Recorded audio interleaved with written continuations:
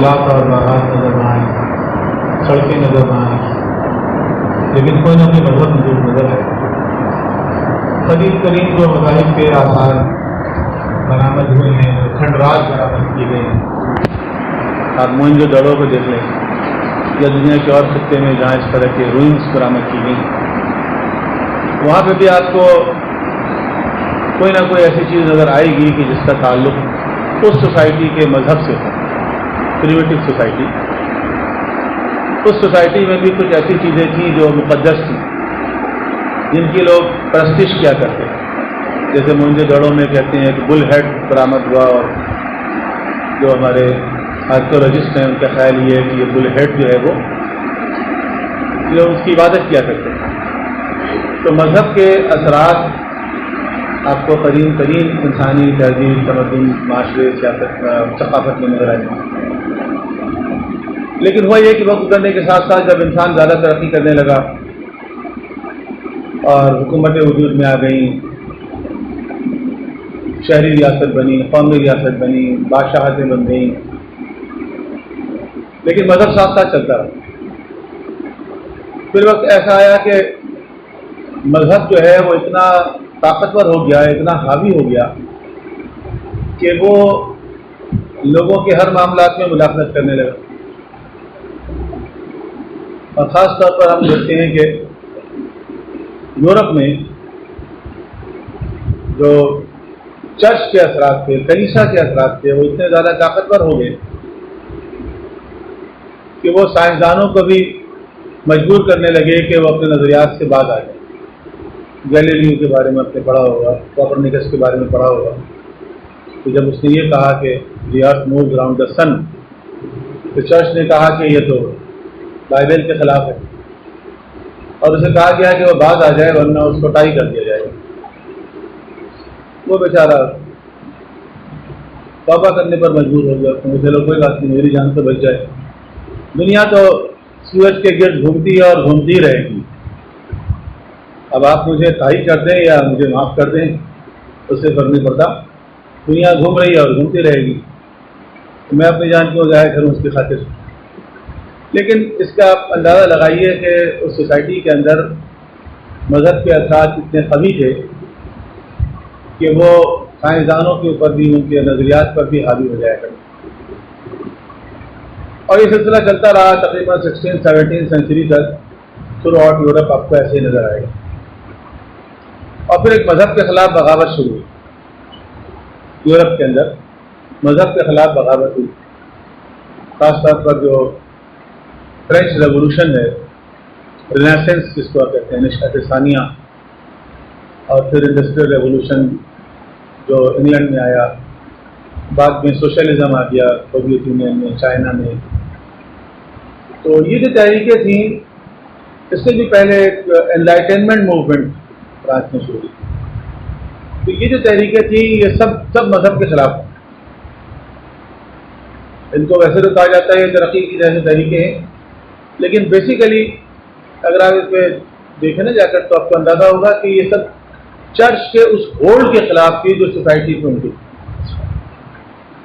اب بالآخر یہ ہوا کہ 17 سینچری کے بعد رفتہ رفتہ 18 سینچری میں دیکھ لیں، 19 سینچری میں دیکھ لیں، تو آپ کو یورپ میں مذہب کا جنازہ اٹھتا ہوا نظر آئے. کبھی تو چرچ کو سینٹر آف دا سٹی بنایا جاتا تھا، اور پھر آؤٹ آف سٹی بنانا شروع کر دیا. اور فادر کو کہا گیا کہ آپ جو ہے وہ اس چرچ کی باؤنڈری وال کے اندر رہیں، اور اس کے باہر جو ہے وہ حکومت اور ریاست چلانے دیں، اور اگر ہمیں آپ کی ضرورت پڑے گی تو ہم خود چل کے آ جائیں گے آپ کے پاس، آپ کو زحمت کرنے کی ضرورت نہیں. آج بھی ان کے یہاں یہ ہوتا ہے کہ جن کو شادی کرنی ہے وہ خود چل کے چرچ میں جاتے ہیں. تو کہتے دیکھیں ہم رسپیکٹ دے رہے ہیں، ہم خود چرچ میں چل کے جا رہے ہیں. اچھا مسلمانوں کو مولوی کو خود ہی بلا لیتے ہیں. اچھا مولوی کو بلاتے ہیں تو مولوی بعض اوقات فرس کریٹ کرتا ہے، تو آگے کہتا ہے یہ کیا ہو رہا ہے، یہ مکس گیدرنگ ہو رہی ہے، یہاں میں نکاح نہیں پڑھاؤں گا، ہے نا. تو اب ہمارے یہاں بھی کچھ لوگوں نے یہ کر لیا ہے کہ نکاح کی تقریب الگ کر لیتے ہیں کمرے میں، دن کے وقت، شام کے وقت، درگاہ میں آ کے کر لیا تو کھلا جگہ کر لیا. یعنی مولوی کو اس اصل جو ڈنر ہے، میرج ڈنر، اس سے ذرا دوری رکھو تو بہتر ہے. تاکہ ہم آسانی کے ساتھ اپنی ایکٹیویٹیز کر سکیں. تو انہوں نے کہا کہ چرچ کی ضرورت ہمیں پڑے گی، ہم خود چلے جائیں گے آپ کے پاس، اور ویسے آپ کو آنے کی ضرورت نہیں ہے ہمارے پاس. تو یہ ساری تحریکیں جو چلی تھی، سوشلزم نے تو کھل کے مخالفت کر دی مذہب کی. انہوں نے تو کہہ دیا کہ یہ تو سلیپنگ پلز ہے، نیند کی گولی ہے مذہب. تو یہ سارا سلسلہ جو یہ چل رہا تھا. تو بعض لوگوں کا خیال یہ ہے کہ مسلمانوں کو بھی چاہیے کہ وہ اسی ماڈل پر کام کریں اور اپنی سوسائٹی سے مذہب کے جو اثرات ہیں اس کو دور کریں اور اس ماڈل پر کام کریں جو یورپ میں، امریکہ میں بہت کامیابی کے ساتھ چلتا رہا ہے. تو میرے خیال میں بات میں مان دیجیے گا، ایسا کوئی جلدی نہیں ہے. تو اب مسئلہ یہ ہے، دیکھیں یہاں پر کہ وہ جس مذہب کے خلاف یہ تحریک ساری چلا رہے تھے اور اس کے بعد انہوں نے کامیابی حاصل کی، ترقی ہو گئی اور سائنس اور ٹیکنالوجی فلاں سب، لیکن وہ ساری تحریکیں جو تھی بنیادی طور پر وہ کرسچینٹی کے خلاف.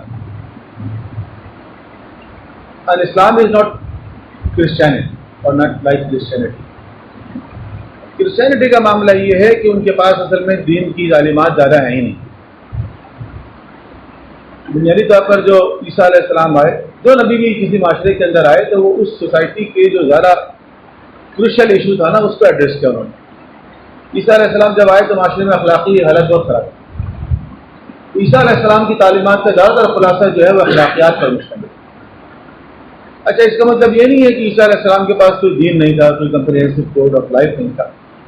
وہ تو پہلے سے چلا آ رہا تھا، جس کو آپ جوڈائزم کہتے ہیں. یہودیت جو تھی، یہودیت ایک کافی کمپریہنسو دین ہے.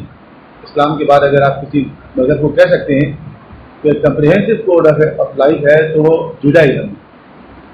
اب ان کی تعلیمات جو چلی آ رہی تھی، عیسیٰ علیہ السلام نے آ کے ان سب کو ختم تو نہیں کیا.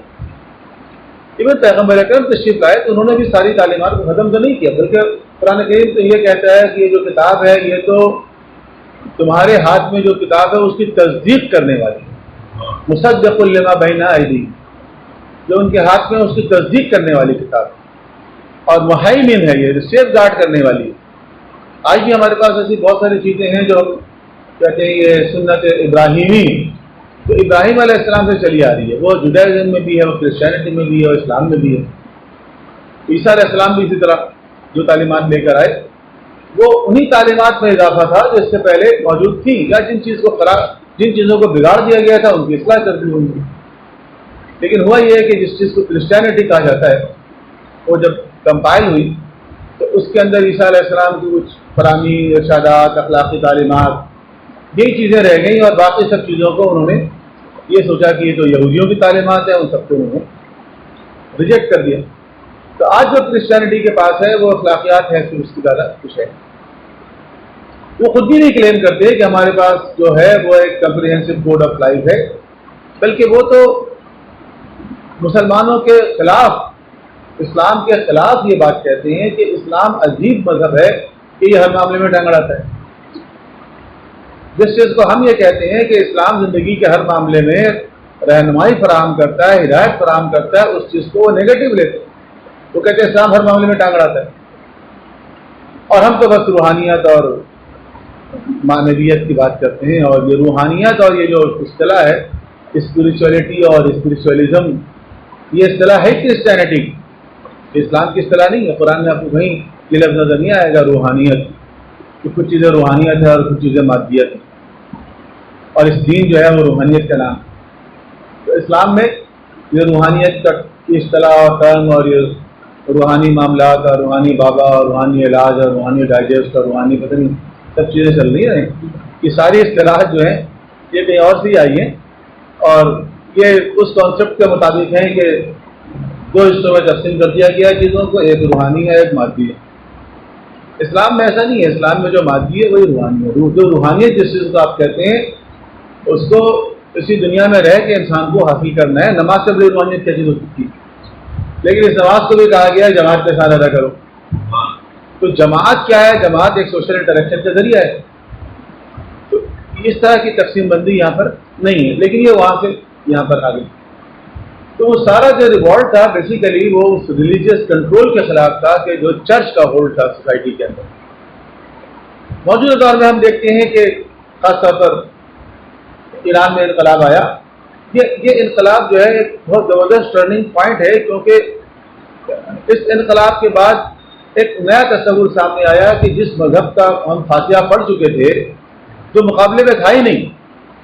آپ سوشلزم کو دیکھ لیں یا کیپٹلزم کو دیکھ لیں، مذہب کیا اسلام، کیا کرسچینٹی، کیا جوڈائزم، مذہب ان کے مقابلے میں تھا ہی نہیں کہیں پر دور دور تک. لیکن جب ایران میں انقلاب آیا تو سب کے کام کھڑے ہو گئے کہ یہ مذہب کے نام پر انقلاب کیسے آ گئی. اور اس کے بعد جو ہے دیگر مذاہب کے اندر بھی آپ دیکھیں کچھ جان آ گئے، انہوں نے بھی اسٹینڈ لیا، انہوں نے بھی انفلوئنس کرنا شروع کر دیا. تو ایک دم دنیا میں مذہب کا مطالعہ بڑھ گیا، مذہب کی اسٹڈی بڑھ گئی، مذہب میں ریسرچ بڑھ گئی، مذہبی کتابوں کی سیل بڑھ گئی، اور اسلام کی سیل تو بہت زیادہ پڑی. تو اس طرح نئے سرے سے ایک مرتبہ تصور جو ہے وہ دین کا لوگوں کے سامنے آیا. لیکن وہ جو انسان اتنا ایڈوانس ہو گیا، ترقی کر گیا، سائنس اور ٹیکنالوجی آ گئی، وہ اس کی وجہ سے لوگوں کا کرائٹیریا چینج ہو گیا. اب لوگ کہتے ہیں جی کہ مذہب چاہیے تو صحیح، لیکن وہ مذہب ایسا ہونا چاہیے جو علمی دلیل کی بنیاد پر قائم ہو، عقل اور منطق کی مخالفت کرنے والا نہ ہو، اور انسان کی عظمت کا قائل ہو. اس میں یہ نہ ہو کہ انسان کو ہی ذلیل سمجھا جائے، انسان کو ایکسپلوریشن آف نیچر سے روکنے والا نہ ہو، انسان کو سپرسٹیشیس نہ بنائے، توہم پسند نہ بنائے بلکہ حقیقت پسند بنائے، اور انسان کو انفرادی اور اجتماعی دونوں پہلوؤں پر ہدایت فراہم کرے، اور انسان کو مایوس نہ کرے بلکہ انسان کو پر امید بنائے، انسان کو آپٹیمسٹ بنائے، پیسمسٹ نہ بنائے.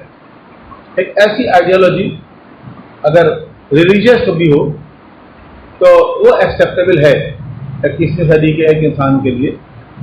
ان چیزوں کو جب ہم سامنے رکھتے ہیں تو بلا شبہ ہم دنیا کے سامنے یہ پیش کر سکتے ہیں کہ دین اسلام جو ہے یہ آپ کے پیرامیٹرز کو فلفل کرتا ہے. تو آپ اسلام کے بارے میں غور کر سکتے ہیں، اسلام کے بارے میں سوچ سکتے ہیں. اسلام ایک بہتر آپشن ہو سکتا ہے آپ کے لیے. یہ وجہ ہے کہ دنیا میں اس وقت اسلام کے خلاف اتنا پروپیگنڈا ہے، مسلمانوں کے خلاف اتنی کارروائیاں ہیں، مسلمان ملکوں پہ چڑھائی ہو رہی ہے، اس مسلمانوں کو ہی مارا بھی جا رہا ہے اور انہی کو دہشت گردی ثابت کیا جا رہا ہے. کہتے ہیں گھر 5 بے گناہ قتل ہونے والے انسانوں میں سے 4 مسلمان ہیں. اچھا، ان تمام چیزوں کے باوجود سب سے زیادہ تیزی کے ساتھ قبول کرنے والا مذہب بھی اسلام ہے. ایون فرانس جیسے ملک میں کہ جہاں اتنی سختی ہے اسلام کے خلاف کہ وہاں پر برقع پہننے پر بھی پابندی ہے، سب سے زیادہ فرانس میں اسلام تیزی کے ساتھ قبول کر رہے ہیں لوگ. تو یہ سب کیوں ہو رہا ہے؟ اس لیے کہ جتنی مخالفت ہو رہی ہے اتنا لوگوں کے اندر اویئرنیس بڑھ رہا ہے، وہ اور زیادہ پڑھ رہے ہیں، سمجھنے کی کوشش کر رہے ہیں، اس سے متاثر ہو رہے ہیں. تو کسی نے کہا نا کہ اسلام کی فطرت میں قدرت نے لچک دی ہے، اتنا ہی یہ ابھرے گا جتنا کہ دباؤ گے. تو جتنی دبانے کی کوشش ہو رہی ہے اتنا زیادہ یہ ابھر رہا ہے. تو دنیا بھر میں نئے طریقے سے اسلام کی اسٹڈیز اور ریلیجن کی اسٹڈیز، اس میں آپ دیکھیں گے بہت تیزی کے ساتھ اضافہ ہوا ہے. اچھا، جب ہم ریلیجن کی بات کرتے ہیں، دنیا میں جتنے بھی مذاہب ہیں ان کی تعلیمات کو آپ 2 بڑے حصوں میں تقسیم کر سکتے ہیں. ایک حصہ وہ ہے جن کو ہم کہتے ہیں بلیفز، اور ایک حصہ وہ ہے جن کو ہم کہتے ہیں پریکٹسز. ایک حصہ ہے فیتھس اینڈ بلیفز، عقائد، اور دوسرا حصہ وہ ہے جس کو ہم کہتے ہیں اعمال، پریکٹسز. نماز، روزہ، زکوٰۃ، حج، رشتہ حلال کمانا، والدین کی خدمت کرنا، جتنی بھی عمل جتنا بھی ہے جس کو کر کے دکھانا ہوتا ہے وہ سب پریکٹسز میں آ جاتے ہیں. اور کانسیپٹس جتنے بھی ہیں وہ فیتھس اینڈ بلیفز میں. Faiths and beliefs are basically the conceptual part of religion, اور دوسرا جو ہے وہ ہے پریکٹیکل پارٹ. قرآن کریم نے اس کو کہا ہے ایمان اور عمل صالح. ایمان آمنو و عمل صالح، ایمان اور عمل صالح۔ ایمان جو ہے وہ پورے کا پورا وہ کنسیپچل پارٹ آف ریلیجن، اور عمل صالح جو ہے یہ پورا پریکٹیکل ایسپیکٹ آف ریلیجن۔ اس میں جو ایمان کا پورشن ہے اس کی اہمیت زیادہ ہے پریکٹسز کے مقابلے میں، یعنی اپنی اسٹڈی کے اندر ایمان کی اہمیت زیادہ ہے، یا یوں سمجھ لیں کہ عقائد کی اہمیت زیادہ ہے۔ عقائد کی اہمیت زیادہ کیوں ہے؟ اس سے زیادہ ہے کہ عقائد جو ہیں وہ اصل میں ایک تو دین کا پہلا جزو ہے۔ اگر عقیدہ صحیح ہوگا تو عمل قابل قبول ہوگا، اور اگر عقیدہ صحیح نہیں ہوگا تو عمل قابل قبول نہیں ہے۔ کسی کا اگر عقیدہ توحید ہی صحیح نہیں ہے اور وہ نماز پڑھ لے تو اس کے نماز کا کوئی فائدہ نہیں۔ عقیدہ صحیح ہونا چاہیے، پھر عمل قابل قبول ہے۔ دوسری بات یہ ہے کہ عقیدہ پورے کا پورا صحیح ہونا ضروری ہے، اس میں تھوڑی سی کسر، تھوڑا سا سکون اگر رہ جائے تو وہ ایکسیپٹیبل نہیں۔ اگر فرض کریں کوئی شخص کہتا ہے میرے سارے عقائد مسلمانوں والے ہیں، توحید بھی ہے، رسالت بھی ہے، آخرت بھی ہے، آسمانی کتابیں بھی ہیں، مثلا میں قرآن کو اللہ کی کتاب نہیں سمجھتا تو قابل قبول نہیں، یا قرآن کے ایک انا اعطیناک الکوثر کا قرآن نہیں مانتا میں، تو اس کا عقیدہ قابل قبول نہیں۔ تو عقیدے کا پورا صحیح ہونا ضروری ہے۔ اور آپ کہیں گے کہ عمل کا ضروری نہیں ہے، دیکھیے عمل کا اولن تو پورے کا پورا ادا کرنا ہر ایک کے لیے ممکن ہی نہیں ہے، کچھ نہ کچھ کسر تو رہ جاتی ہے۔ کوئی یہ کلیم نہیں کر سکتا کہ جی میں سارے اعمال انجام دے دیتا ہوں صحیح سے۔ دوسری بات یہ ہے کہ عمل اگر صحیح نہ ہو تو اس کا الگ حساب و کتاب ہوگا، اور جتنا صحیح ہو گیا ہے اس کا ریوارڈ مل جائے گا۔ اگر فرض کریں کوئی شخص فجر کی نماز نہ پڑھے اور ظہر اثر مغرب عشاء پڑھ لے، تو اس کی ظہر اثر مغرب عشاء کی نماز صحیح ہے یا نہیں؟ صحیح ہے۔ فجر کی نہیں پڑھی، فجر کا حساب دے گا وہ، ٹھیک ہے، فجر کی نہیں پڑھی اس کا حساب دے گا، لیکن ظہر کی تو صحیح ہے نا، اثر کی تو صحیح ہے، نماز تو صحیح ہے ظہر اثر کی۔ کوئی اگر ظہر کی نہ پڑھے اور اثر کی پڑھ لے، صحیح ہے اس کی نماز؟ ظہر کی نہ پڑھے اور اثر کی پڑھ لے تو صحیح ہے؟ صحیح نہیں ہے۔ وہ دوسری وجہ ہے اس کی وجہ یہ ہے کہ ظہر اور اثر میں آپس میں ترتیب ہے، ٹھیک ہے، اور مغرب اور عشاء میں آپس میں ترتیب ہے۔ اثر کو ظہر سے پہلے پڑھنا صحیح نہیں، عشاء کو مغرب سے پہلے پڑھنا صحیح نہیں۔ اس لیے ورنہ اگر کوئی ظہر اثر کی نہ پڑھے مغرب عشاء کی پڑھ لے، مغرب عشاء کی صحیح ہے، ٹھیک ہے نا۔ تو اسی طرح اور اعمال ہیں، کوئی نماز پڑھ لے اور روزے نہ رکھے، کوئی روزے رکھ لے اور نماز نہ پڑھ لے، روزے رکھ لے نماز نہ پڑھے، روزہ صحیح ہے؟ روزہ صحیح ہے۔ روزے کے صحیح ہونے کے لیے نماز پڑھنا ضروری تو نہیں ہے نا، نماز الگ عبادت ہے، روزہ الگ عبادت ہے۔ اب کوئی شخص روزے رکھ لے اور نماز نہ پڑھے تو اب آپ کہیں گے روزہ اس کا جو ہے نا وہ بے ثمر روزے اور فروٹ لیس فاسٹنگ ہے، وہ اپنی جگہ، لیکن کیا اس کو اس دن کا روزہ دوبارہ رکھنا پڑے گا؟ نہیں رکھنا پڑے گا، نہیں رکھنے کا پڑے گا، اس کا مطلب صحیح۔ اب اس کا کتنا ریوارڈ ملے گا، کیسا ملے گا، وہ روزہ ہوا یا فاقہ ہوا، وٹ ایور اٹ از، یہ ایک دوسری بحث ہے۔ لیکن روزہ صحیح ہے یا غلط؟ صحیح، غلط نہیں، نہ اس کو کفارہ دینا ہے نہ اس کو دوبارہ رکھنا ہے، اس کا مطلب صحیح ہے۔ تو دیکھیے اعمال اور عبادات کے اندر تو معاملہ اسی طرح ہے، جتنا انسان کرے گا وہ ایکسیپٹیبل ہے، جو نہیں کرے گا اس کا حساب دینا پڑے گا اس کو، اور سارا حق ادا کر نہیں سکتا انسان۔ عقائد میں ایسا نہیں، عقائد پورے کا پورا صحیح ہونا ضروری ہے۔ لوگ کہتے ہیں قادیانیوں کے بارے میں آپ لوگوں کا کیا خیال ہے؟ ہم کہتے ہیں کافر ہیں، وہ توحید بھی مانتے ہیں، وہ رسالت بھی مانتے ہیں، وہ آخرت بھی مانتے ہیں، آسمانی کتابوں کو بھی مانتے ہیں، فرشتوں کو بھی مانتے ہیں، نماز بھی پڑھتے ہیں، روزے بھی رکھتے ہیں، حج بھی کرتے ہیں، زکوٰۃ بھی دیتے ہیں، ان کی خواتین پردہ بھی کرتی ہیں، سود کو بھی حرام سمجھتے ہیں، ختم نبوت پر ہی مانتے تھے۔ یعنی عقائد رسالت کو مانتے ہیں، 1,24,000 سارے نبیوں کو مانتے ہیں، لیکن ایک نبی اضافی بنا دیا انہوں نے، مرزا غلام احمد قادیانی۔ تو ان کا جو عقیدہ نبوت و رسالت ہے وہ صحیح نہیں ہے، عقیدہ نبوت و رسالت صحیح نہیں۔ اگر عقیدہ نبوت و رسالت پوری طرح صحیح نہیں ہے تو مسلمان نہیں ہو، تو ہمارے نزدیک بھی وہ مسلمان نہیں۔ کہ اگر حضور کے بعد کسی کو نبی بنا لے معاذ اللہ، جس کے لیے قرآن کہہ رہا ہے آخری نبی ہے، تو اس کا تو عقیدہ نبوت رسالت صحیح نہیں ہوگا، کیونکہ وہ سب کو مانتے ہیں، صحابہ کرام کو بھی مانتے ہیں، وہ کہتے ہیں شیعہ صحابہ کو نہیں مانتے، قادیانی تو صحابہ کرام کو بھی مانتے ہیں، لیکن پھر بھی وہ مسلمان نہیں۔ تو عقیدہ جو ہے پورے کا پورا صحیح ہونا ضروری۔ اور تیسری بات یہ ہے کہ عقائد کے لیے دلائل کا ہونا ضروری ہے، بغیر دلیل کے عقیدہ قابل قبول نہیں۔ یہ کہنا کہ یہ میرا عقیدہ ہے، اپنا اپنا عقیدہ ہے، یہ اپنا اپنا عقیدہ کیا ہوتا ہے؟ اپنا اپنا عقیدہ کیا اس بات کی اجازت ہے کہ ہر شخص اپنا اپنا عقیدہ رکھے؟ یعنی ہر دین کا مذہب کا اپنا عقیدہ ہوتا ہے، اگر وہ جو اس مذہب کا عقیدہ ہے وہی ہمارا عقیدہ ہوگا، ہم اس مذہب کے ماننے والے کرائیں گے۔ ایک ہندو مذہب ہے، اس کے کچھ عقائد ہیں، جس شخص کا عقیدہ ہندو مذہب والا ہوگا وہ ہندو کرائے گا، جس کے عقائد مسلمانوں والے ہوں گے وہ مسلمان کرائے گا، جس کے عقائد شیعوں والے ہوں گے وہ شیعہ کرائے گا۔ یہ تو نہیں ہے کہ شیعوں کے اندر کوئی شخص ہے اپنا اپنا عقیدہ ہے۔ اپنا اپنا عقیدہ کیا ہوتا ہے؟ اپنا اپنا عقیدہ بعض اوقات وہاں پر ہوتا ہے جہاں پر مختلف مذاہب کے لوگ رہتے ہیں، ٹھیک ہے۔ میں ایک یوم حسین کی میزا وہاں پر ایک ہندو آئے تقریر کرنے کے لیے، کرسچن آئے، ایک سنی آئے، ایک شیعہ آئے۔ اب وہ کرسچن جو ہے وہ اپنی تقریر کی تو امام حسین پہ ہی، لیکن اس نے اب ایسے جملے ایسے محاورے استعمال کیے جو ہمارے خیال میں صحیح نہیں، ٹھیک ہے۔ تو اب وہ جملے ہمارے مذہب کے مطابق نہیں ہے۔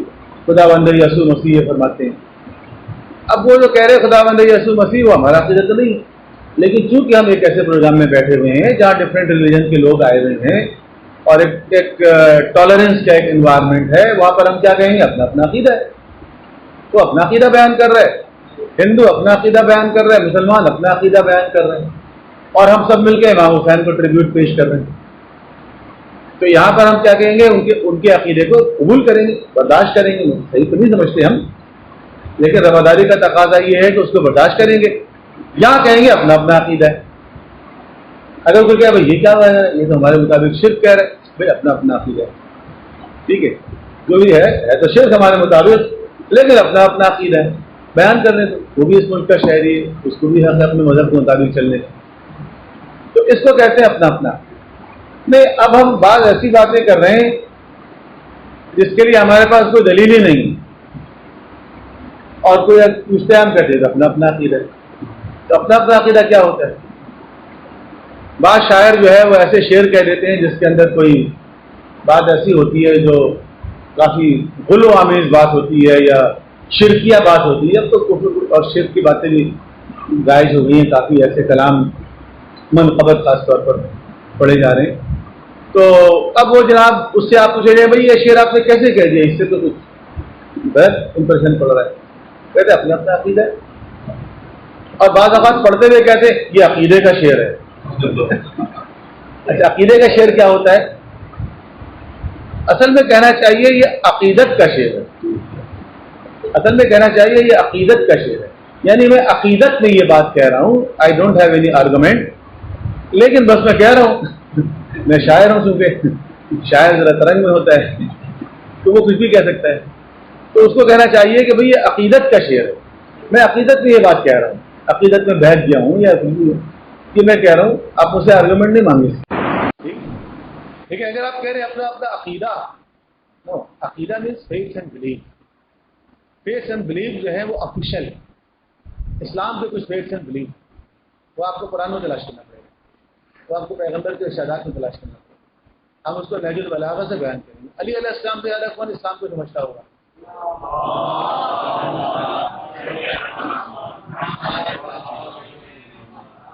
تو ان سے پوچھیں گے اسلام کیا قائد کیا ہے، یعنی کہ اپنا اپنا عقیدہ ہے، اپنا عقیدہ کوئی نہیں ہوتا، اسلام کا عقیدہ ہوگا جس کو اللہ کے رسول نے بیان کیا ہوگا، جس کو قرآن نے بیان کیا ہوگا، جس کو مولا علی نے بیان کیا ہوگا، وہ اسلام کا ہوگا۔ وہ عقیدہ اگر آپ کا ہے یہ بھی کہ میں مسلم ہوں، اور وہ آپ کا نہیں ہے تو آپ خود اپنا عقیدہ ڈرائیو نہیں کر سکتے، تو اس کو آپ کو دیکھنا پڑے گا۔ تو قرآن کے بارے میں جو دو رائے نہیں ہے کہ اللہ کی کتاب ہے، کتاب ہدایت ہے، اور اس میں جو بات لکھی ہوئی ہے وہ حد آخر ہے۔ قرآن سے پوچھیے اسلام کی عقائد کیا ہے؟ ایک آیت ہے سورہ نساء کی آیت نمبر 136، جس میں ایک ہی جگہ یہ سارے عقائد اسلام والے عقائد جن کے ذریعے کوئی انسان مسلمان ہوتا ہے وہ بیان کیا گیا۔ یا ایھا الذین آمنوا آمنوا باللہ، اے ایمان والو ایمان لاؤ اللہ پر، ورسولہ اور اس کے رسول پر، والکتاب الذی نزل علی رسولہ اور اس کتاب پر ایمان لاؤ جو رسول پہ نازل ہوئی یعنی قرآن، والکتاب الذی انزل من قبل اور اس پر بھی ایمان لاؤ جو اس سے پہلے اتری، ومن یکفر باللہ اور جو انکار کرے گا، کفر کا مطلب ہے انکار، لفظ کفر کا مطلب ہے انکار کرنا، ومن یکفر باللہ اور جو انکار کرے گا اللہ کا، وملائکتہ اور اس کے فرشتوں کا، وکتبہ اور اس کی کتابوں کا، ورسلہ اور اس کے رسولوں کا، والیوم الآخر اور آخرت کے دن کا، فقد ضل ضلالا بعیدا تو وہ گمراہ ہو گیا اور دور کی گمراہی میں جا پڑا۔ تو جن چیزوں پر ایمان لانا ضروری ہے یا جن چیزوں سے انکار کرنے سے انسان گمراہ ہو جاتا ہے وہ کیا چیزیں ہیں؟ اللہ پر ایمان، ملائکہ پر ایمان، کتابوں پر ایمان، رسولوں پر ایمان اور آخرت پر ایمان۔ ٹھیک ہے، یہ ہے 5۔ سورہ بقرہ کی 177 میں کہا گیا لیس البر ان تولوا وجوہکم قبل المشرق والمغرب، نیکی یہ نہیں کہ اپنا منہ مشرق یا مغرب کی طرف کر لو، ولکن البر بلکہ نیکی یہ ہے۔ اب اس نیکی کی پوری تفصیل آگے آئی ہے جس میں سے ہم صرف عقائد کی بات کر رہے ہیں، یہ اعمال اور اس کی بات نہیں کر رہے، پریکٹسز کی نہیں کر رہے۔ تو عقائد کے بارے میں کہا گیا ولکن البر من آمن باللہ، بلکہ نیکی یہ ہے کہ اللہ پر ایمان لاؤ، والیوم الآخر آخرت پر، والملائکہ فرشتوں پر، والکتاب اور کتابوں پر، والنبیین اور انبیاء پر۔ So these are the basic faiths and beliefs of Islam, or you can say articles of faith in Islam۔ وہ کیا ہے؟ اللہ پر ایمان، نبیوں پر ایمان، آخرت پر ایمان، ملائکہ پر ایمان، آسمانی کتابوں۔ جو شخص ان 5 چیزوں پر ایمان رکھتا ہے وہ مسلمان کا ہے۔ شیعہ اور سنی کی بات نہیں ہو رہی، میں بھی شیعہ ہونے کے لیے کچھ اور چیزیں چاہیے، سنی ہونے کے لیے کچھ اور چیز چاہیے، اسلام کی بات ہو رہی۔ جو شخص ان 5 چیزوں پر ایمان رکھتا ہے وہ مسلمان۔ اس کے اندر امامت بھی شامل نہیں، اگر کوئی امامت کو نہیں مانتا، کوئی شخص عدل الہی کو نہیں مانتا، ہمارے نزدیک پھر بھی مسلمان ہے۔ ٹھیک ہے، ایمان عدل پر اور امامت پر کوئی شخص رکھتا ہے تو اس کو ہم کہتے ہیں مؤمن، اس کو ہم کہتے ہیں مؤمن۔ اور جو شخص فقط ان چیزوں پر ایمان رکھتا ہے، 5 چیزوں پر، اس کو ہم کہتے ہیں مسلمان۔ مسلمان ہونے کے لیے ضروری ہے، مومن ہونے کے لیے امامت کو ماننا بھی ضروری ہے، کیونکہ یہ پیغمبر اکرم نے فرما دیا تھا یا علی کوئی تم سے محبت نہیں رکھے گا مگر یہ کہ مومن ہوگا، اور کوئی تم سے بغض نہیں رکھے گا مگر یہ کہ منافق ہوگا۔ تو چونکہ علی علیہ السلام کی محبت جو ہے وہ ایمان اور نفاق کا معیار ہے، ٹھیک ہے، ایمان اور کفر کا نہیں، ایمان اور نفاق کا معیار۔ ایمان رکھنے والا علی کی ولایت کو رکھنے والا مومن ہے۔ بہت سے لوگ کہتے ہیں نا، وہ کہتے ہیں یہ لوگ اپنے آپ کو کہتے ہیں مومن، کہتے ہیں مومنین تشریف لے آئے مجلس شروع ہونے والی ہے، اور دوسروں کو کہتے ہیں برادران ایمان اسلام۔ تو وہ جو مومن کہتے ہیں یا جو کہتے ہیں مومنین تشریف لے آئیں، مومنات تشریف لے آئیں، تو اس لیے کہتے ہیں کہ ان لوگوں کو دعوت دی جاتی ہے کہ جن کے دلوں میں مولا علی کی محبت ہے، ان کی ولایت ہے، اور وہ مومن ہے۔ صلوات پڑھیے۔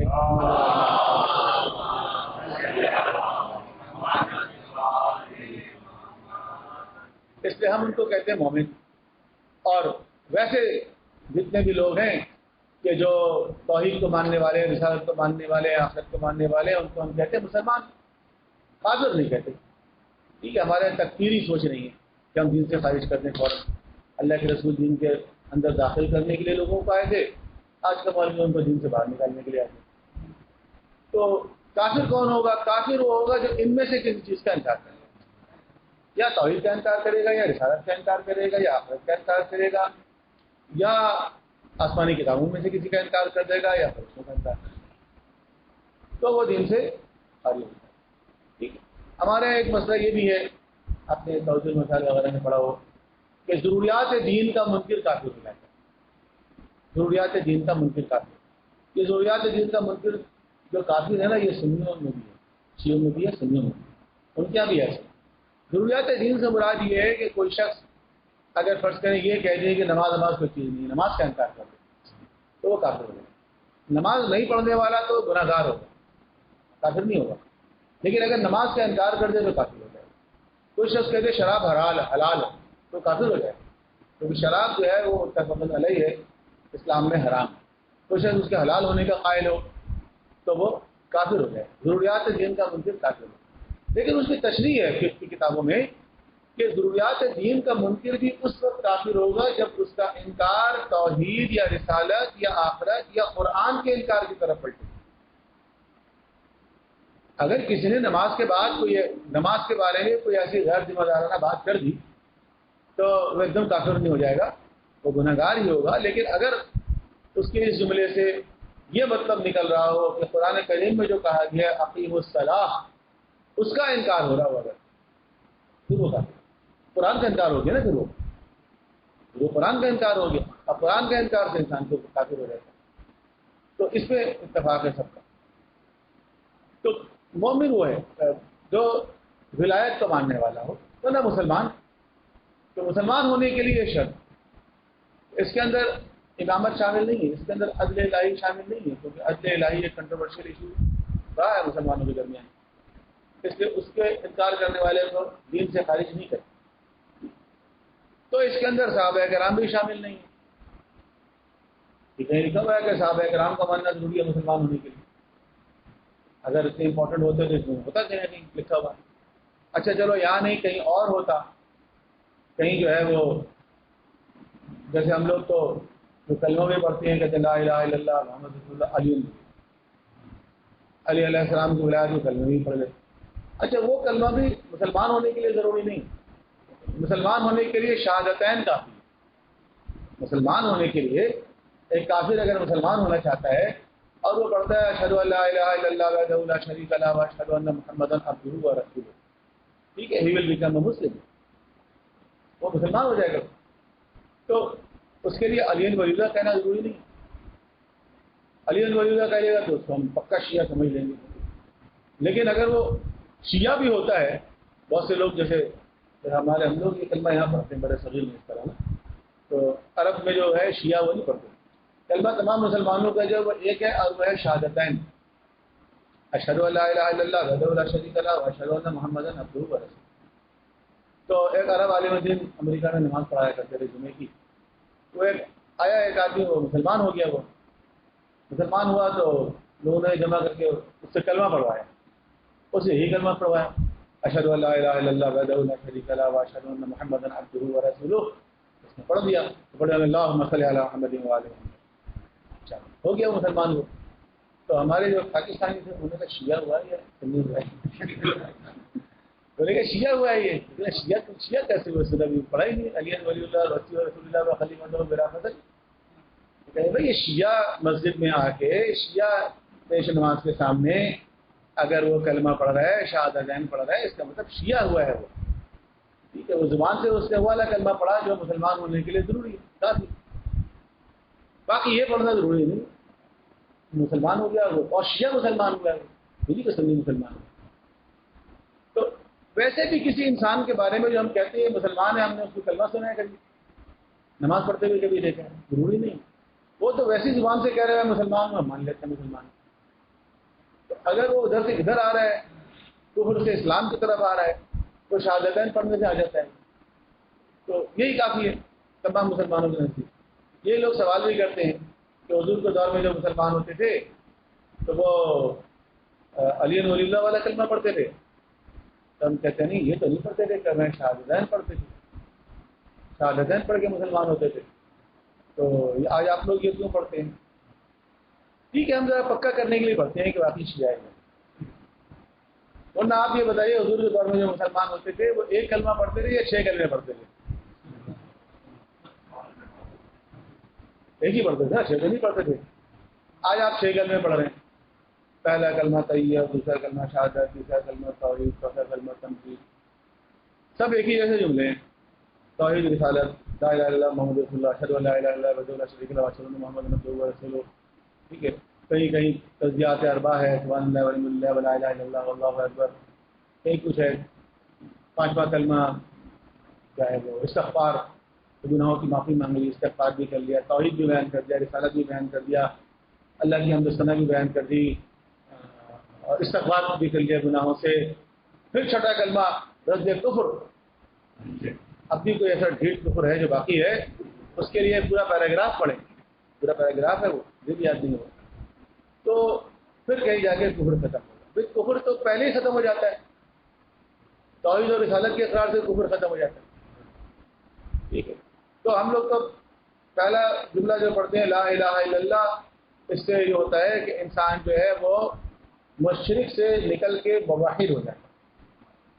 اور جب آپ کہتے ہیں محمد رسول اللہ تو اس سے کفر سے نکل کر اسلام میں آ جاتے ہیں. اور جب کہتے ہیں علی ولی اللہ تو نفاق سے نکل کر ایمان میں آ جاتے ہیں.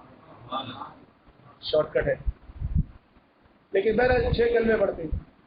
اچھا 6 کلموں میں جتنی باتیں لکھی ہوئی ہے ہمارا ان سے کسی سے اختلاف سب ہم بھی ایمان رکھتے ہیں. لیکن میں جو بیان کرنا چاہ رہا ہوں وہ یہ کہ کیا عقائد کمپلیٹ ہو گئے؟ نہیں، عقائد اب بھی کمپلیٹ نہیں ہوئے. ابھی 2 پیسج اور پڑھنا پڑے گا آپ کو.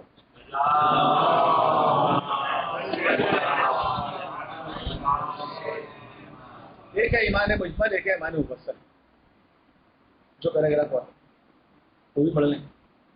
اب کمپلیٹ ہو گیا. اب سارے عقائد آ گئے. 2 شخص یہ سب پڑھ لے گا، 6 کلمے بھی پڑھ لے، ایمان مجمل بھی پڑھ لے، ایمان مفصل بھی پڑھ لے. اب یہ مسلمان مان لیں اس کو. یہ ساری چیزیں قادیانی بھی پڑھتے ہیں.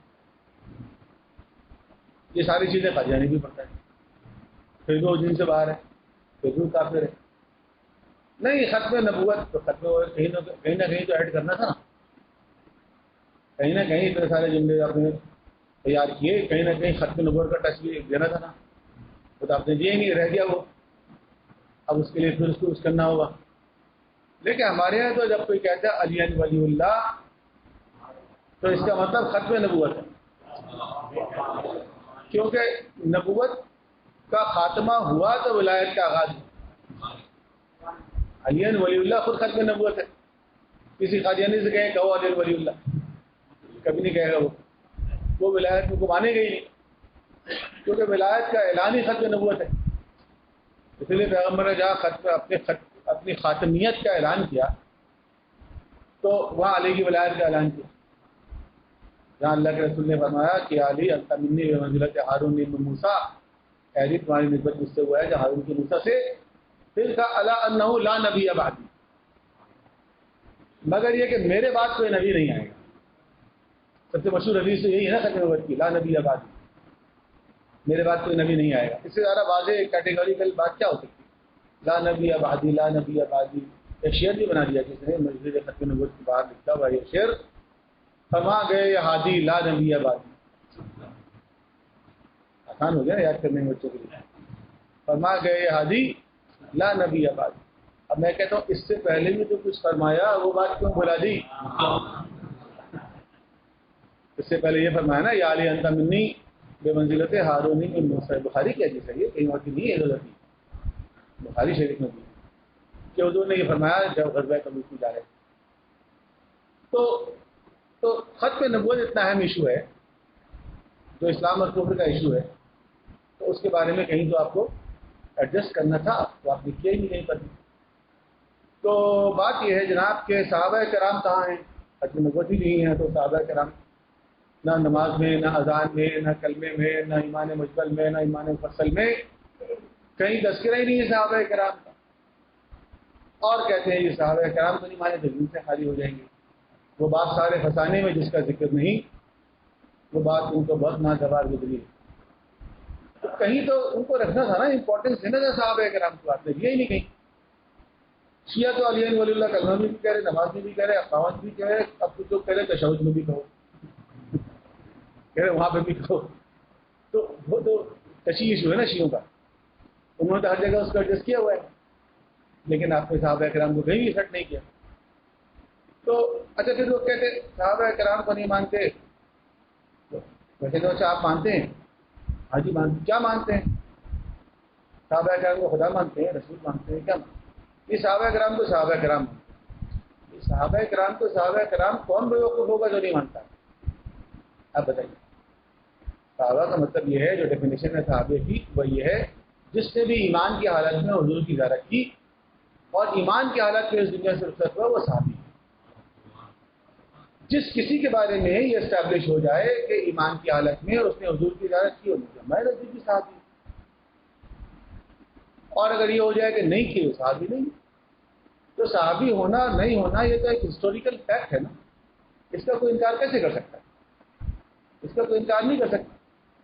انکار اس وقت کرے گا جب ہسٹری میں کہیں پر ڈسپیوٹ ہو، حبیب ابن مظاہر صحابی تھے یا نہیں تھے. سنی کتابوں میں لکھا ہوا ہے رجال کی کتاب میں حبیب ابن مظاہر صحابی تھے، شیعہ رجال کی کتابوں میں لکھا ہوا ہے صحابی نہیں تھے. شیعہ کتابوں میں لکھا ہوا ہے صحابی نہیں تھے، حبیب میں حضور کے صحابی نہیں تھے، حضرت علی کے صحابی تھے، حضور کے نہیں. حالانکہ ولادت ان کی ہو چکی تھی لیکن ان کی ولادت یمن میں ہوئی، حضور کی ملاقات نہیں ہوئی ہوگی. ہسٹوریکل فیکٹ ہے نا، ہوئی یا نہیں. اگر ثابت ہو جائے ہوئی تھی صحابی ہو گئے، نہیں ہوئی تو نہیں ہو گئی. ویسے قرنی صحابی تھے نہیں تھے، مسلمان ہو گئے تھے لیکن حضور سے ملاقات نہیں ہوئی. جب حضور سے ملاقات نہیں، حضور کی زیارت انہوں نے نہیں کی، بڑا مقام ہو ویسے کرنے کا، لیکن صحابی نہیں تھے. That's all. تو کسی کے بارے میں ثابت ہو جائے کہ حضور سے ان کی ملاقات ہوئی ایمان کی حالت میں، صحابی ہو گئے. سن 11 ہجری میں بچہ پیدا ہوا، لوگوں نے لا کے تب برکت کے لیے حضور کی گود میں دے دیا کرتے تھے. حضور دیکھ دیا کرتے تھے، یا رسول اللہ اس بچے کا نام رکھ دیجیے. آپ نام رکھ دیا کرتے تھے عبادت کا. ٹھیک ہے، حضور نے بچے کو گود میں لیا، حضور نے بچے کی طرف دیکھا، بچے نے حضور کی طرف دیکھا، آئی کانٹیکٹ قائم ہو گیا، صحابی بن گئے. حضور کا اسی سال انتقال ہو گیا. حضور کا نہ کوئی کسب فیض کیا، نہ کچھ سیکھا، نہ کچھ پڑھا، نہ سنا، نہ سنایا، لیکن آئی کانٹیکٹ ہو گیا تو بس صحابی ہو گئے وہ. تو دیکھیں صحابی کو صحابی کوئی نہ مانے تو اس کو کیا کہیں گے؟ بیوقوفی کہیں گے اس کو. کہ اگر کسی کے بارے میں اسٹیبلش ہو جائے کہ اس کی حضور سے ملاقات ہوئی اور ایمان کی حالت میں ہوئی اور بعد میں بھی وہ مرتد نہیں ہوئے، دین سے خارج نہیں ہوئے، تو ہمارے نزدیک بھی صحابی ہے، تمام مسلمانوں کے نزدیک صحابی. That's all. تو اب کیا ان پر ایمان لانا ضروری ہے؟ اگر ایمان لانا ضروری نہیں ہے تو ان کا انکار کرنے والا دین سے خارج کیسے ہو سکتا؟ جس چیز پر ایمان لانا ضروری ہے اس کا انکار کرنے سے انسان دین سے خارج ہوتا ہے. تو اسلام کے بنیادی عقائد یہ 5 ہیں. 5 کو ہم 3 کر دیتے ہیں، 5 کو ہم شارٹ کر کے 3 کر دیتے ہیں. آپ سے کہا جائے articles of faith, there are 5 articles of faith in Islam. Basic faiths and belief, there are 3 basic faiths and belief in Islam. توحید، رسالت، آخرت. کیونکہ آسمانی کتابوں اور فرشتوں کا تعلق بھی توحید اور رسالت سے. ٹھیک ہے، اس کو 3 کر لیں. آپ 2 بھی کر سکتے ہیں. آپ جب آپ شہادتین پڑھتے ہیں اشہدو ان لا الہ الا اللہ وحدہ لا شریک لہ، تو آپ 2 بیان کرتے ہیں، توحید اور رسالت. آخرت انڈرسٹوڈ ہے، جب محمد رسول اللہ کہہ دیا تو آخرت بھی آئی. تو جو حضور کی رسالت کا اقرار کر لیا تو حضور کی تمام تعلیمات کو مانیں گے جائے، اس میں آخرت بھی شامل ہے، اس میں حدیث شامل ہے. حضور نے جب دعوت دی اسلام کی تو کہا قولوا لا الہ الا اللہ تفلحوا، لا الہ الا اللہ کہہ دو کامیاب ہو جاؤ.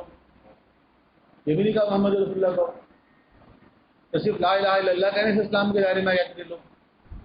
لیکن وہ جو لا الہ الا اللہ کہہ رہا ہے وہ محمد رسول اللہ کی دعوت پہ کہہ رہا ہے نا، تو محمد رسول اللہ اس کے اندر شامل ہو گئے خود ہی. جب وہ لا الہ الا اللہ کہہ رہا ہے اور اللہ کے رسول کی دعوت پہ کہہ رہا ہے، اس کا مطلب یہ ہے کہ وہ مسلمان ہو گیا.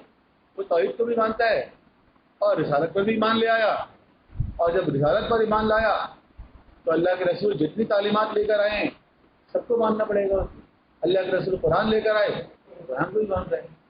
جب وہ قرآن کو مان رہا ہے تو قرآن ریکوگنائز کر رہا ہے گزشتہ آسمانی کتابوں کی، تو اس کو بھی مان رہا ہے. تو یہ خود بخود یہ سب چیزیں ایک دوسرے کے ساتھ شامل ہو جاتی ہیں اور انسان جو ہے وہ دائرہ اسلام میں داخل ہو جاتا ہے. تو دیکھیے عقائد کی جو بحث ہے یہ بہت اہم ہے، دلچسپ ہے، اور اس کو ہمیں قرآن میں دیکھنا چاہیے، پیغمبر کی سیرت میں دیکھنا چاہیے۔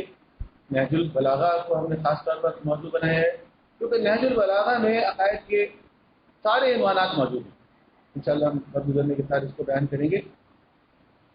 اور توحید تو اتنی زبردست ہے نہج البلاغہ میں کہ خاص طور پر آج کل جو طرح طرح کے بھانت بھانت کے نظریات چل رہے ہیں ان کو اسی طریقے سے ہم چیک کر سکتے ہیں۔ تو اس کو آپ قرآن پہ رکھ کے چیک کریں، اس کو آپ نہج البلاغہ پہ رکھ کے چیک کریں علی علیہ السلام کیا فرما رہے ہیں۔ تو نہج البلاغہ کا تو پہلا خطبہ ہی توحید کے اوپر ہے، اور میں نے بھی اپنے خطبے کا آغاز اسی کے پیراگراف سے کیا، الحمدللہ الذی لا یبلغ منحتہ القائلون۔ آپ لوگ نہج البلاغہ چاہیں تو رکھ بھی سکتے ہیں اپنے سامنے، اور آج کل تو اردو نہج البلاغہ کی اپلیکیشن بھی آ گئی ہے، اس کو انسٹال بھی کر سکتے ہیں آپ، اینڈرائڈ کی اپلیکیشن ہے، اور پوری نہج البلاغہ جو ہے وہ موجود ہے، خطبات، مکتوبات، ساری چیزیں کلمات کے ساتھ۔ تو جو پہلا خطبہ ہے تو وہی توحید کے اوپر ہے، اور زبردست توحید ہے۔ ساری تعریف اس اللہ کے لیے ہے جس کی مدحت تک بولنے والوں کی تکلم کی رسائی نہیں ہے۔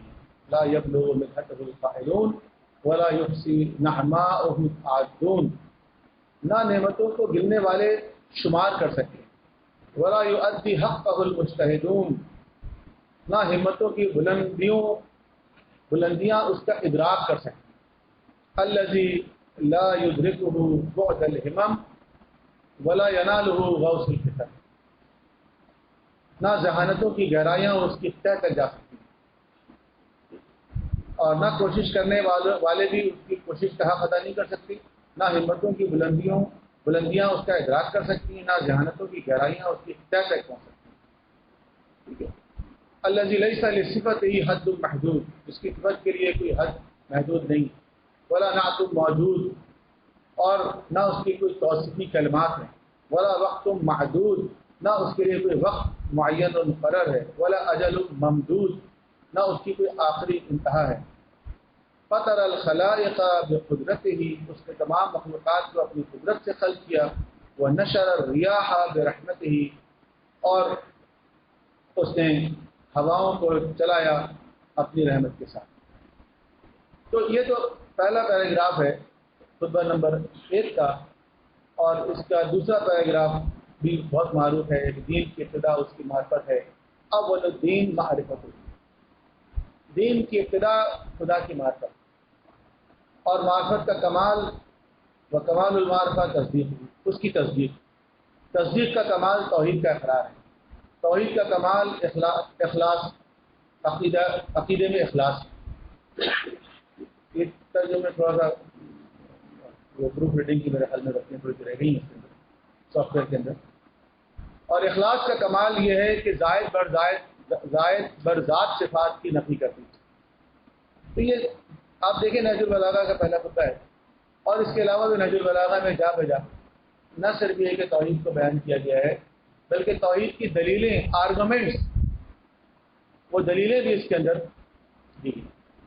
اس لیے انشاءاللہ یہ سلسلہ شروع کیا گیا ہے، اگر آپ لوگوں میں دلچسپی قائم رہی تو جاری ساری رہے گا، اور اسی بہانے ہم لوگ کچھ قرآن کریم کی کچھ آیتیں دیکھ لیں گے، نہج البلاغہ کے کچھ اقتباسات پڑھ لیں گے، اور جتنی توفیق خدا نے دی اس سے کچھ حاصل کر لیں گے۔ تو اس کو میرا خیال میں تو ہمیں سب مل کر کامیاب بنانا چاہیے، جو کہ یہ ٹائم ذرا سا تھوڑا سا کروشل ہوتا ہے، نماز کے بعد ذرا گھر جاتا ہے انسان، کھانا وانا کھاتا ہے، اتوار کے دن ذرا ریسٹ کرنے کا دن ہوتا ہے اکثر لوگوں کا، لیکن مسئلہ یہ ہے کہ اس کے علاوہ کوئی اور موقع بھی دستیاب نہیں کہ جس میں ہم چیزوں کو بیٹھ سکیں، ڈسکس کر سکیں، بیان کر سکیں، پڑھ سکیں۔ تو یہ بہانے ہوتے ہیں، اسی بہانے بیٹھ جاتے ہیں۔ ٹھیک ہے، تو میں یہ روک دیتا ہوں آج کی بحث کو۔ کوئی ضروری سوال کرنا ہو، کوئی آپ کو اظہار خیال کرنا ہو، ضروری نہیں ہے سوال ہو، آپ اپنی رائے بھی دے سکتے ہیں مناسب انداز میں، کم وقت میں، اور ایک وقت پر وقت ہم ذرا لمٹ کریں کہ اس ٹائم کو یہ پروگرام ختم ہو جائے، ایسی بحث شروع نہ ہو کہ وہ چلتی رہے، اور پھر اگلے بار لوگ سوچے بھائی اس پروگرام میں جانے کا مطلب تو بہت لمبا ٹائم لگتا ہے۔ ٹھیک ہے نا، یہ بھی ذرا صحیح، کچھ چیزیں اگر رہ بھی جائیں تو اگلی دفعہ ڈسکس کر لیں گے. ٹھیک ہے. اس میں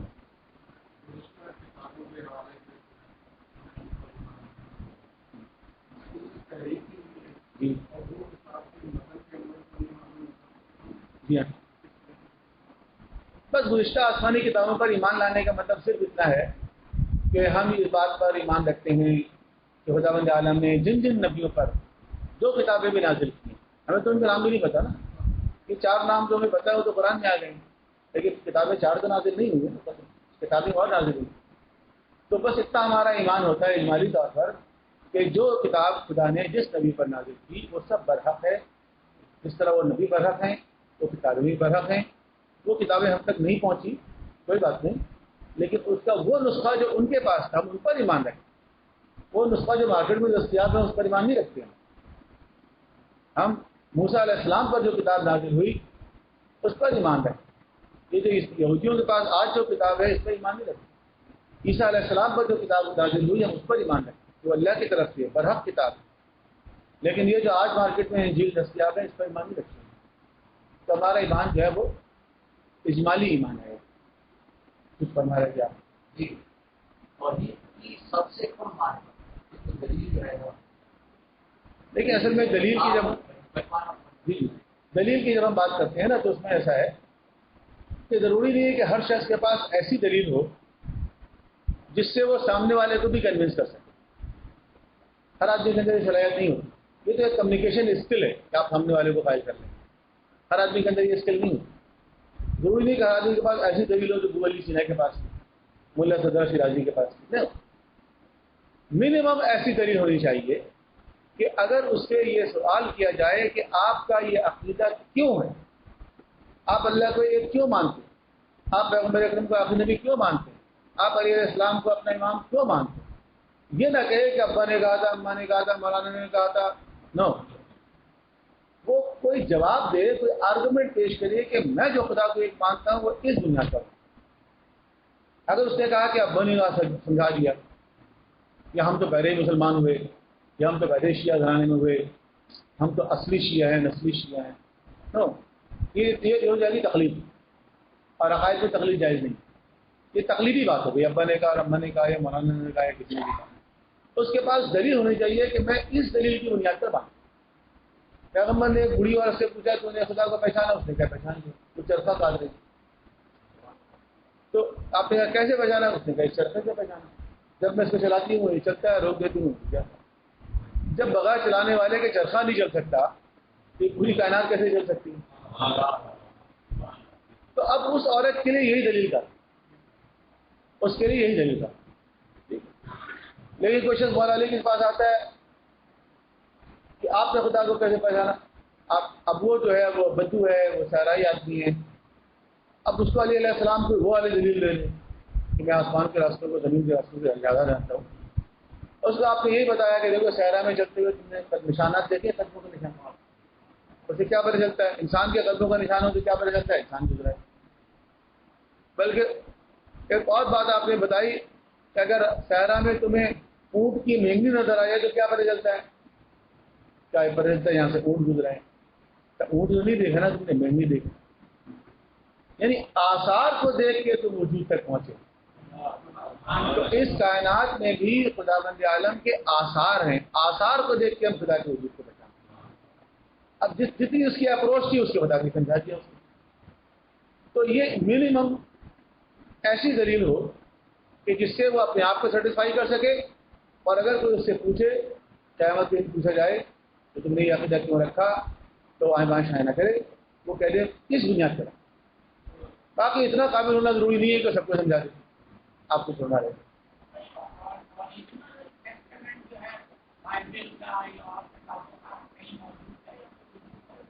نہیں ہے نا, جب قرآن کریم خود کہہ رہا ہے یحرفون الکلم عن مواضعہ, جو کلمہ کو تحریف کر دیا کرتے تھے, تو ان کا تحریف کے ساتھ ثابت ہے نا. تو اوریجنل کہاں سے مل جائے گا, تحریف کے ساتھ ثابت ہے ان کی کتابوں میں. ان کے نزدیک بھی ثابت ہے. ان کے نزدیک بھی اگر آپ گوگل پہ جا کے لکھیں is the Bible word of God, آپ کو پتہ چلے گا بہت زبردست ڈبیٹ ہے کہ بائبل جو ہے وہ کتنا ورڈ آف گاڈ ہے. ان کے یہاں بھی یہ ڈبیٹ ہے. ایسا نہیں ہے کہ صرف ہم خدا نہ خاصا کوئی الزام لگا رہے ہیں ان کے اوپر، تو ان کے یہاں بھی یہ ڈبیٹ موجود ہے.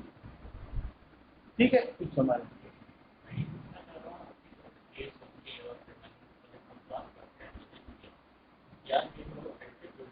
اللہ کے یہ آیات اور نشانیاں یہ نہیں اللہ کی توحید کو صحیح توحید کو سمجھنے کے لیے کیا ایکٹیویٹی بس اللہ کی کافی ہے، کیا ان کی نشانیاں کو سامنے رکھیں.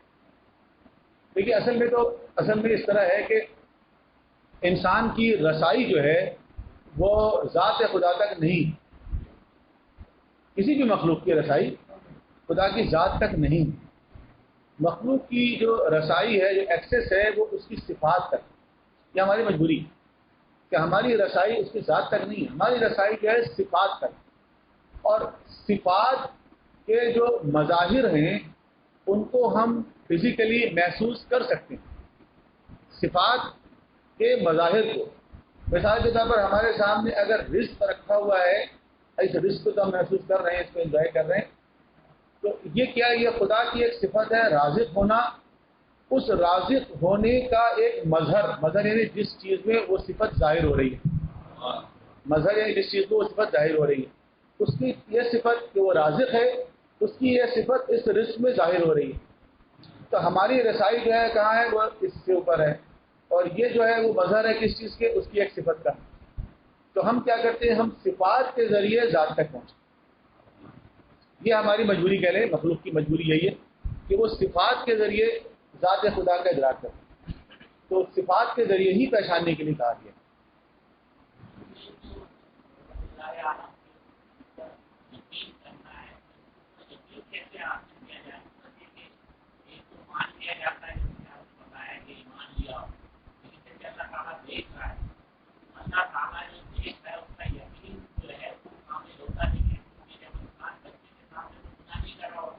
جی اس کے نام سے بچتا ہے، لیکن یہ کہ اکیلے لوگ سمجھتا نہیں ہے کہ جو ہے خدا دیکھ رہا ہے تو وہ گناہ کر دیتا ہے.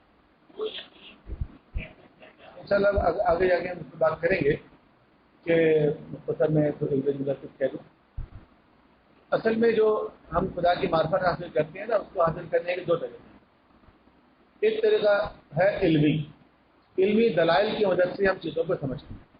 ٹھیک ہے، یہ علمی دلائل کی وجہ سے ہم چیزوں کو سمجھتے ہیں. یہ صرف عقلی طور پر کنونس ہونے کے لیے، قائل ہونے کے لیے علمی دلائل سے ہم اس کو سمجھتے ہیں، جس کو ہم کہتے ہیں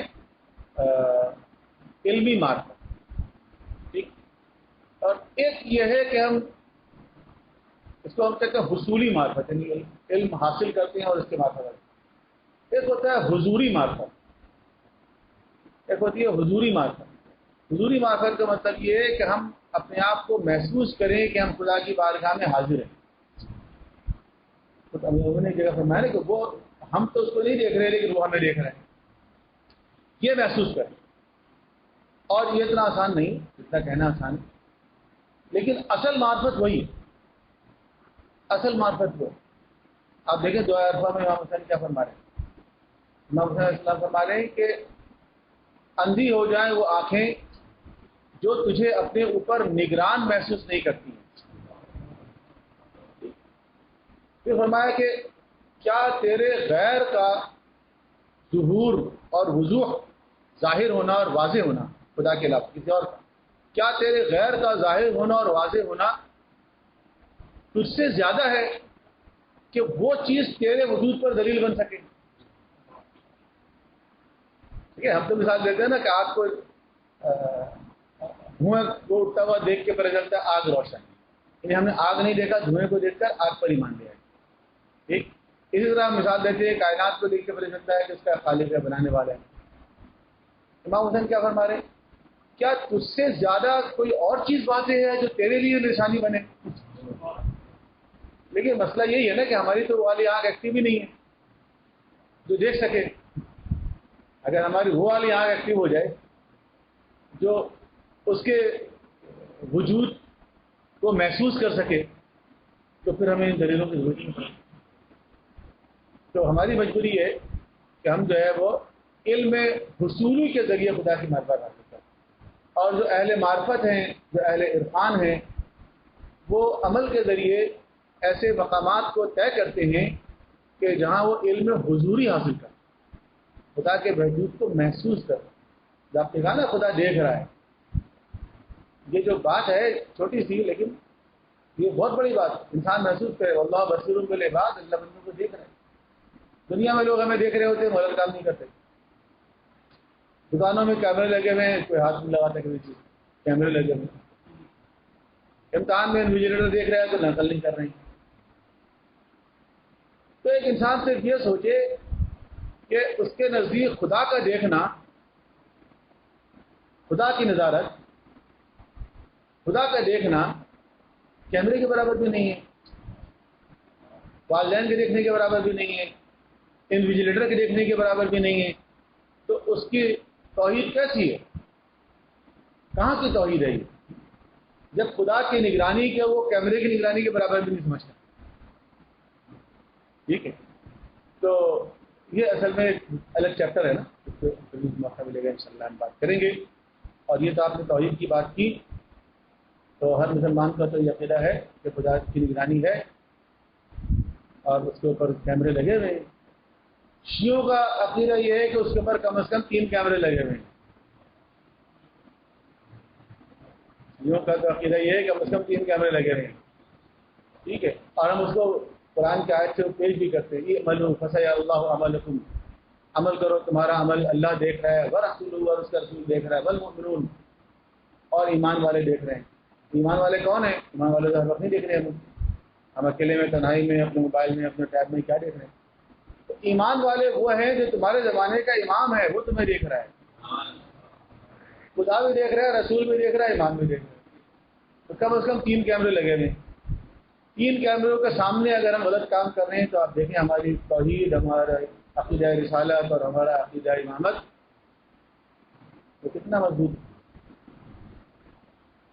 بس احترام کرتے ہیں میرے خیال میں. دعا کے ساتھ خدا مجالم میں دینی مدن اسلام کی تعلیمات کو سمجھنے اور پڑھنے کی توفیق عطا فرمائے اور اپنی زندگی کو تعلیمات کی روشنی میں گزارنے کی توفیق عطا فرمائے. دعا اسلام کی منظور سے کام کرتے ہیں. بسم اللہ الرحمن الرحیم. اللهم كل وليك وحجتك الحسن والعراضك عليه وعلى آبائه في هذه الساعة وفي كل ساعة وليا وحافظا وقائدا وناصرا ودليلا وعينا حتى تسكنه أرضك طوعا وتمتعه فيها طويلا برحمتك يا أرحم الراحمين.